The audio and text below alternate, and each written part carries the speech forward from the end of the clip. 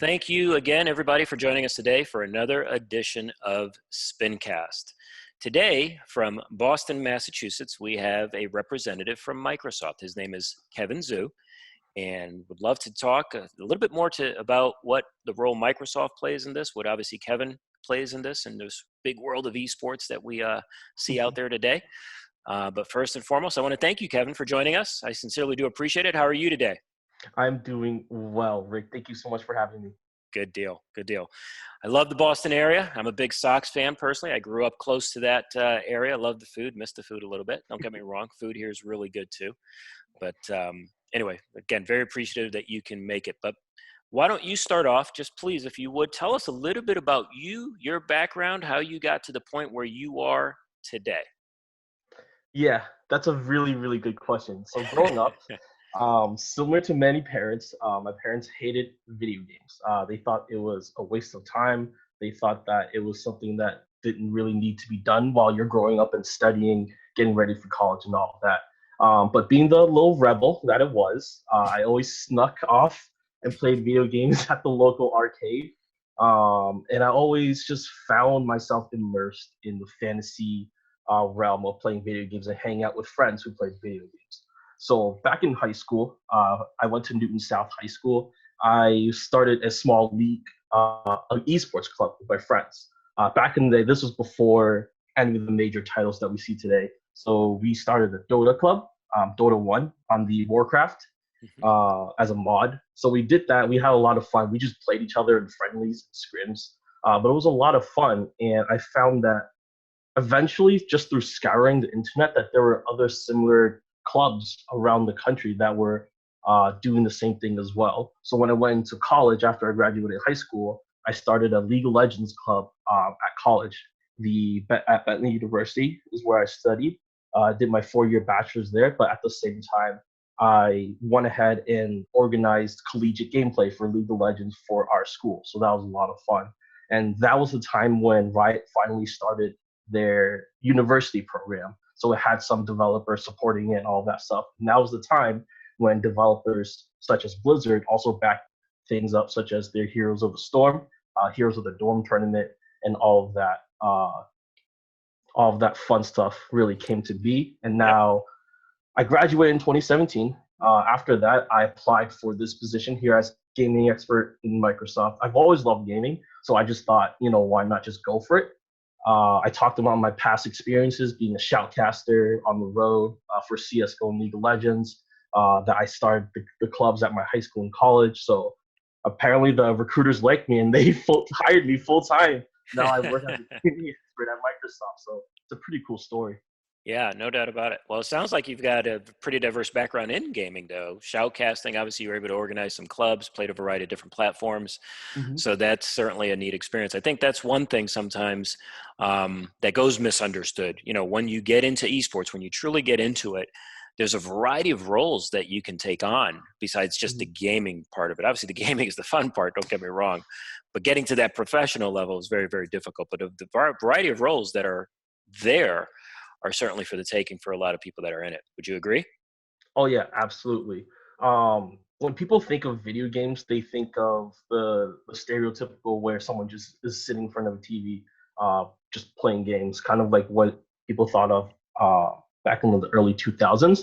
But now gaming can be done in a wide variety of ways. You have the Nintendo Switch, which is more like a handheld. You have mobile gaming, which can be played on your phone, and then you have the classic consoles and PCs.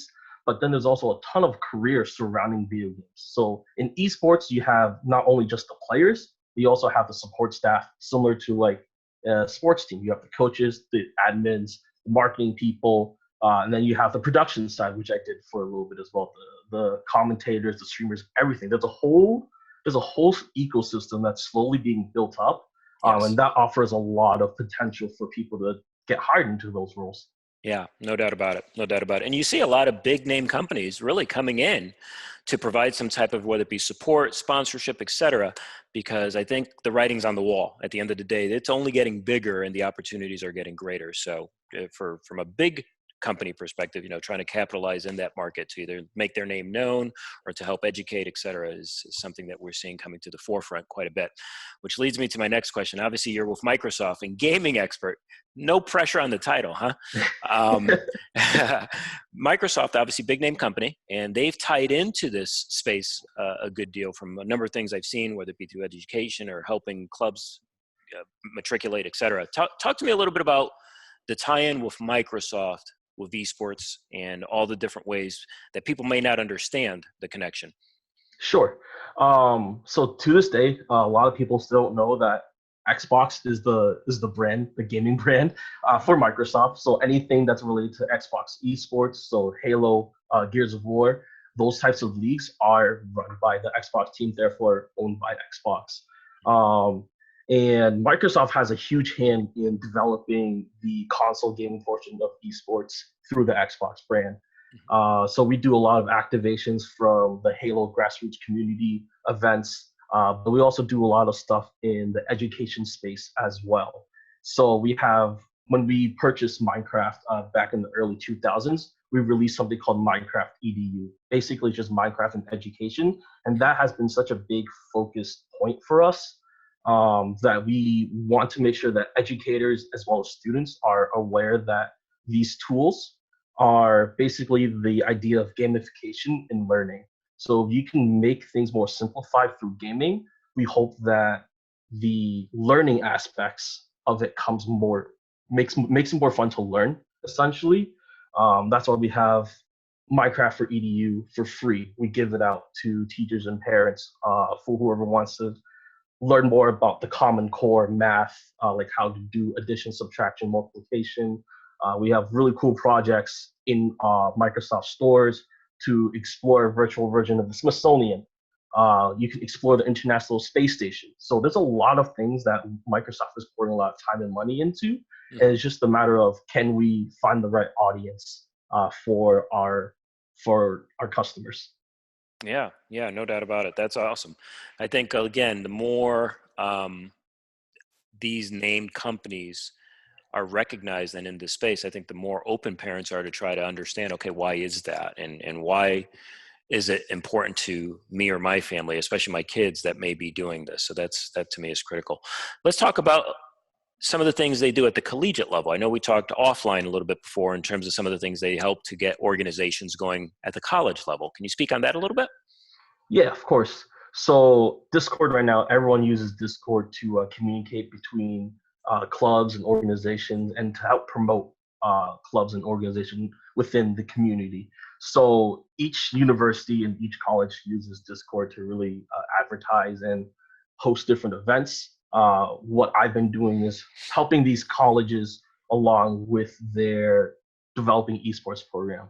So last year we had a huge League of Legends tournament at our Microsoft store in Boston. And basically the grand prize, if you won the whole thing, is that you get to meet the Cloud9 League of Legends team in person. We would fly Nice. your team, the winning team, to New York, and you get to play matches with them, hang out with them, take pictures, autographs for 24 hours. It's Now, a really cool event. Now, Cloud9, not to interrupt, but for our audience that may not know who Cloud9 is, if you had to compare them to the traditional NBA or NFL type team, they're almost like the Patriots or the Lakers or Golden State, whomever you want to say is really near the top of the list in the esports world, are they not? Yeah, that is exactly correct. And the grand prize is to meet them for 24 hours. We would cover flight and food for that experience. And the winning team from our store at Boston was the college team from Bay State College, just right down Nice. the road from Nice. us. So we've been helping out with Bay State College for creating their esports program, Mm-hmm. where they will give out scholarships. That's right, collegiate scholarships, just like athletic scholarships, just for athletes, for people on their esports team. And not only are they getting a great college education, but they also have these scholarships to help them with paying off tuition. And then they get to play League of Legends for fun as part of their team, as a way for them to connect with different members of the community and for them to play competitively at like a scholastic level. Yeah. Yeah, that is awesome. And I've seen that grow quite a little bit. I don't know what your experience is. I know you just graduated a few years back, but just in that short time frame, I've heard of a lot of colleges that are now really starting to ramp up even more so with curriculum surrounding esports and or scholarships. Have you heard or seen that as well? Yeah, so a lot of colleges are seeing esports as kind of like another recruitment opportunity. So they like to, hire like a new esports coach. So esports coaches are now flying off the shelf as another position that has opened up because of how much esports has grown. And these esports coaches are now taking over college campuses to start their own esports teams, whether Awesome. that's from Overwatch, CSGO, League of Legends. Those are kind of like the biggest programs and Fortnite, of course, Hmm. across college campuses as well as high school campuses as well. And they are responsible for creating these uh, programs to entice more college students to apply to their schools, as well as diversify the amount of activities that people are able to do on campus. So it increases social engagement within the community, but also brings in a special and unique recruitment tool to the college.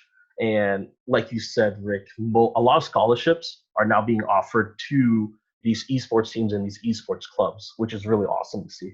Yeah, no doubt about it. That's eye opening as a parent to see that there's literally some opportunities based on what kids may be very passionate and very good at. So, last question, and I'll ask you from you talked a little bit about some of the opportunities presented at the college level, and it kind of opens the doors for the colleges from a recruiting side of things. How about from the student side of things? What types of advantages have you seen esports provide for students? Yeah. So whenever I am part of a school's EDU board talking about how we can fit esports into the curriculum, we always talk about the SEL portion of learning, so the social emotional learning portion that esports can bring to a student. So I have this really cool story that back in the back in December of 2019, we have started working with a new charter school to create their own esports program. And the special thing about a couple of these students is that they are on the spectrum and they don't really like to talk or converse much when they're in classes. They're Overwatch players, so they love the game Overwatch and they like to play this FPS game with the esports club. So the cool thing about them is that even though they won't talk at all like in classes, whenever they're playing Overwatch, they are the most vocal players and the most focused players that you will ever see playing the game. Like they'll respond to call outs, they'll call where the enemy players are, what the cooldowns on spells are. So something like that really shows the impact that esports can bring to a student because it can help transform them emotionally and make really meaningful connections to themselves and within their own community in the school. So it makes school less of a chore, but make it more fun and that everyone can participate in this activity. Esports makes learning much more accessible, and the gamification of it makes everything a lot more simple and fun. Yeah. Yeah, that is awesome. That's awesome. I like to look at that as interest-driven learning. If you're interested in something in particular, you're more motivated to go to school, to attend classes, because at the end of the day, this is part of that structure that you're going to get from school in respects to esport, and it also gives you a sense of belonging, just like any other club, right? Or just like Mhm. any other sport. When you're part of that group or part of that team, the feeling you get from that is sometimes unbeatable. So I love that. I love that. Um, Other than that, anything else that you can bring to light in respect to either what you do, or what Microsoft can help with? Again, keep in mind our audience a lot just below middle schoolers, and high schoolers. Yeah, so for everyone listening, not only is Microsoft hiring more people within the industry, but the entire esports industry as a whole is continuing to grow, and the career opportunities are there. So, example, but there's a ton of different examples ranging from game developers such as EA, Activision, Blizzard that are hiring a lot of STEM roles, software engineering, computer science, artwork, 3D art. Blizzard is hiring historians for their World of Warcraft. jobs as well. So there's a lot of potential careers out there that one might not suspect. So since as you're going through high school, middle school, and eventually into college, keep that in the back of your mind when choosing what you want to study. Because honestly, you can choose. There's a lot of different majors out there, and you can definitely find a job for it. Also, for us at the Microsoft Boston Prudential Store, we have a lot of free online resources that's available for both college students, teachers, as well as parents and students who are interested in learning more about esports as a whole. It's Microsoft.com/Boston, and there's a whole panel of resources of different events or that we offer for free for the public, just to get them more acclimated to Hmm. what esports is and to get them more comfortable with the subject. Awesome. Awesome. Well, again, Kevin, first off, pleasure to meet you. Stay safe during these crazy times. Hopefully, we'll get back to a little bit more normal times within the upcoming months. But I do sincerely appreciate you taking some time to help us understand a little bit more about not just your role, but obviously Microsoft's role as well. And hopefully, if we make a difference for even if it's just one student, that's a world of difference to me. So I sincerely appreciate your time. Absolutely. Thank you so much, Rick. And stay safe, everyone.